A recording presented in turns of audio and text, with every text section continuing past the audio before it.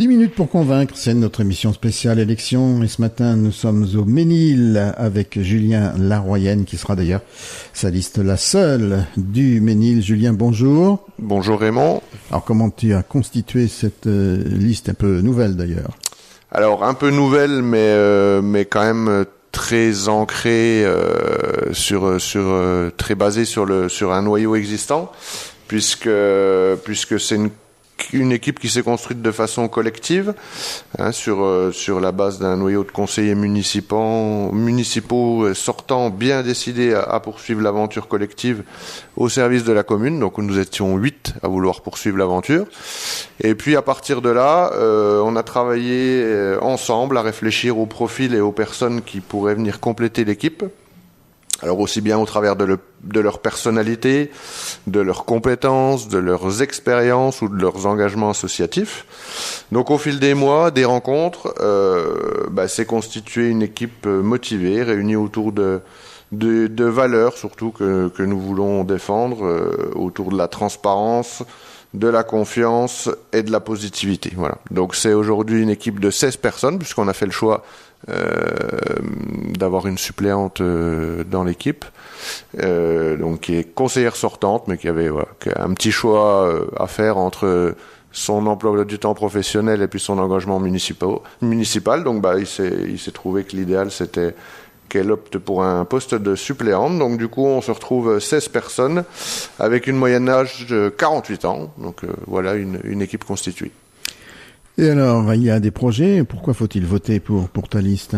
Du coup, alors, on a travaillé de façon un peu différente sur des orientations, sur des axes de travail, puisqu'on s'est dit que déjà un mandat c'est long, un mandat de 6 voire 7 ans là pour le prochain mandat. C'est long, il peut se passer plein de choses, il y a des opportunités à saisir en cours de mandat, il y a des fois aussi des projets à abandonner en cours de mandat, des idées à abandonner plutôt.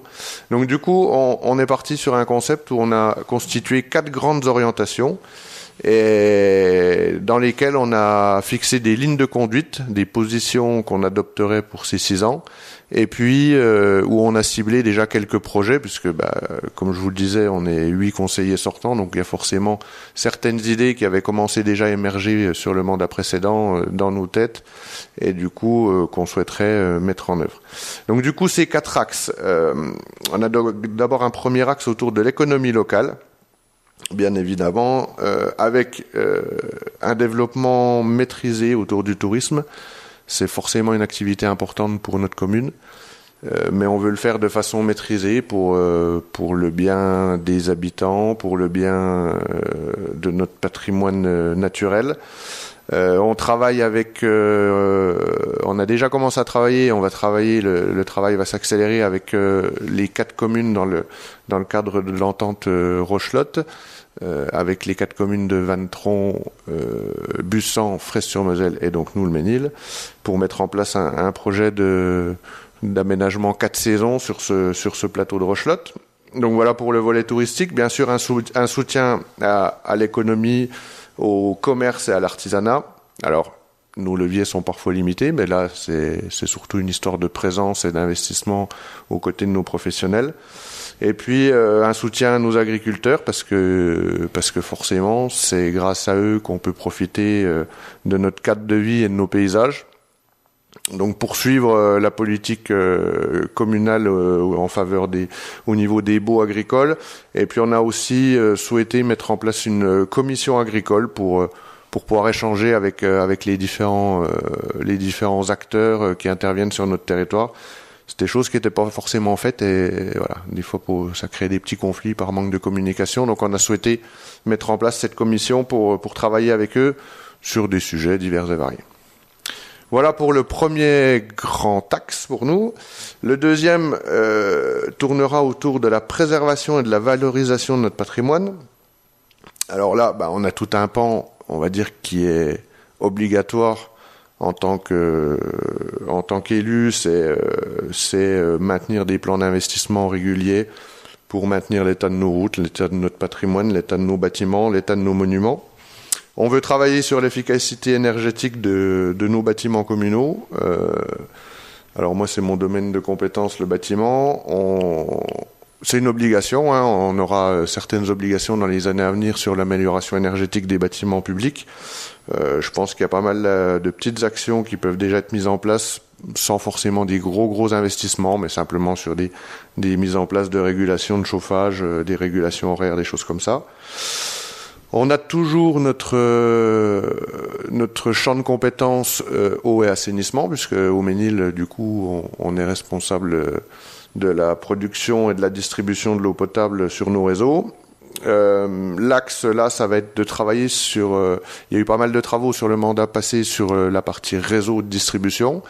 Là, on va pouvoir s'atteler sur la partie captage. On a des captages qui datent des années 60.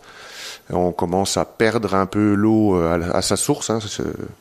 Donc du coup, voilà, il y a des travaux engagés là-dessus. Et puis notre patrimoine, c'est aussi notre biodiversité. On veut la valoriser, on veut la mettre en avant. Il y a eu un atlas de la biodiversité qui a été réalisé sur le mandat 2020-2026 par la communauté de communes. On veut le mettre en avant par le biais de parcours, par le biais de QR code pour valoriser cette biodiversité. Et puis travailler sur notre forêt. Alors on a été touché nous par un incendie il y a quelques années, donc on est forcément sensible à ça. J'ai la chance d'être bien entouré, d'avoir des compétences dans ce domaine au sein de l'équipe. Donc on va travailler sur plusieurs aspects. Hein. Il y a la diversification des plantations, il y a la replantation de la zone de l'incendie. On veut étudier des solutions avec les agriculteurs aussi sur des solutions un peu mixtes de pré-bois. On veut aussi retravailler la partie soumise à l'ONF, puisque à cette heure-ci, le recul des zones agricoles ont fait qu'il y a eu des zones forestières qui se sont naturellement mises en place sur des terrains communaux. Et puis, c'est des terrains qui étaient hors zone soumise à l'ONF. Donc, c'est des terrains qui sont devenus forestiers, mais qui sont pas forcément bien exploités, bien valorisés. Donc, c'est aussi un patrimoine en termes de biodiversité, mais aussi un patrimoine économique, hein, puisqu'on sait que dans nos communes, le budget forêt abonde le budget général pour les investissements. Donc voilà, on veut travailler sur tous ces aspects-là au niveau de notre patrimoine. Ensuite, continuer à faire vivre notre village. Je vous ai parlé de nos valeurs. On est une équipe très attachée à ça, à la vie de notre village, à la vie associative.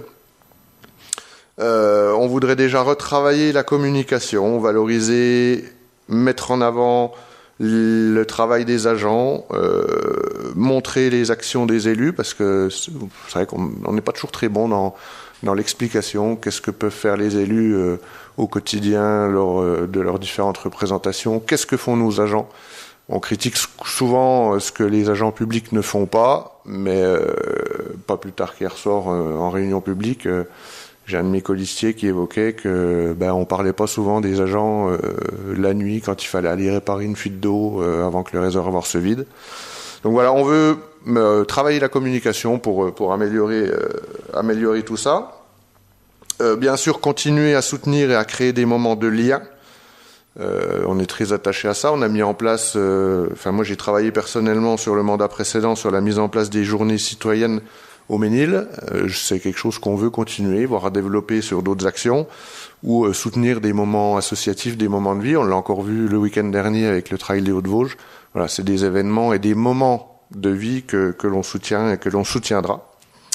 Et puis 2 grands projets en termes d'aménagement vont construire le mandat.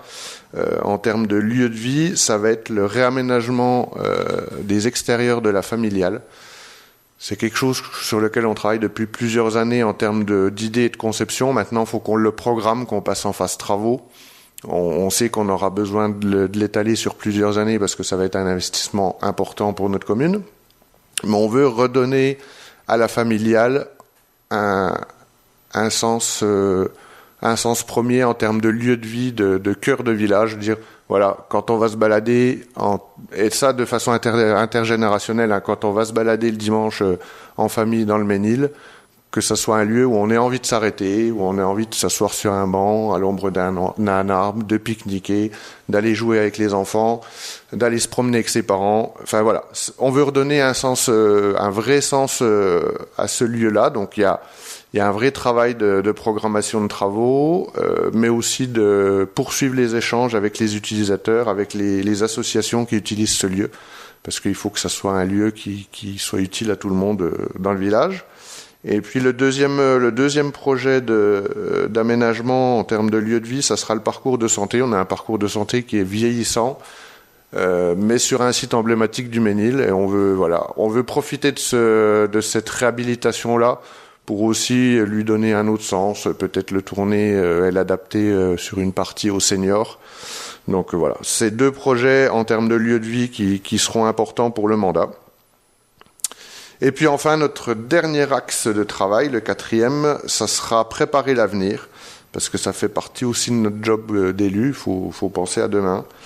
On est conscient du rôle et de l'importance des discussions au niveau de l'intercommunalité, donc on y prendra part et pleinement. On souhaite travailler sur la mobilité, alors que ça soit dans le village, sur des aménagements de sécurité dans le village pour justement pouvoir se balader sereinement, mais aussi intercommunal. On souhaiterait, il y a eu une action inscrite dans le plan de mobilité simplifié qui est un lien, l'aménagement d'un lien piéton entre le Ménil et le Thillot. C'est quelque chose qu'on souhaiterait poursuivre. Parce que ça nous paraît important. On parle de mobilité aujourd'hui, mais voilà, si on veut descendre à Intermarché et faire quelques courses, aujourd'hui c'est dangereux, donc on va travailler et appuyer là-dessus. On va forcément continuer à soutenir notre école. Alors on sait que la démographie ne va pas dans notre sens, mais on va continuer à la soutenir. S'il faut, on engagera des discussions avec des communes voisines. On a déjà commencé à le faire, mais on va le poursuivre dans un état d'esprit où la priorité sera les enfants et leur bien-être. Un projet ado, on souhaiterait travailler aussi sur... on parle beaucoup de l'enfance, des écoliers, mais c'est vrai que les ados, c'est un petit peu compliqué des fois quand on est parent de jeunes ados pour les faire garder, pour les occuper pendant les vacances. Donc pourquoi pas mettre en place quelque chose au niveau communal, mais aussi intercommunal. Ça, c'est des sujets où on peut vraiment tous réfléchir ensemble. Et puis, préparer l'avenir, c'est aussi valoriser notre territoire et attirer de nouveaux habitants. Donc, on veut essayer, à notre échelle, bien sûr, avec nos moyens, de mettre en place un plan marketing territorial, voilà, pour valoriser notre village, donner envie à des jeunes couples de s'y installer et surtout d'y rester.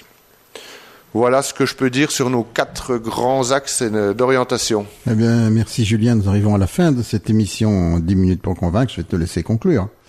Eh bien, je vous remercie de m'avoir écouté. J'espère avoir convaincu avec ces idées, avoir été clair dans la volonté de l'équipe. Et je vous invite à tous venir voter le dimanche 15 mars 2026. Merci. Merci Julien. Au revoir.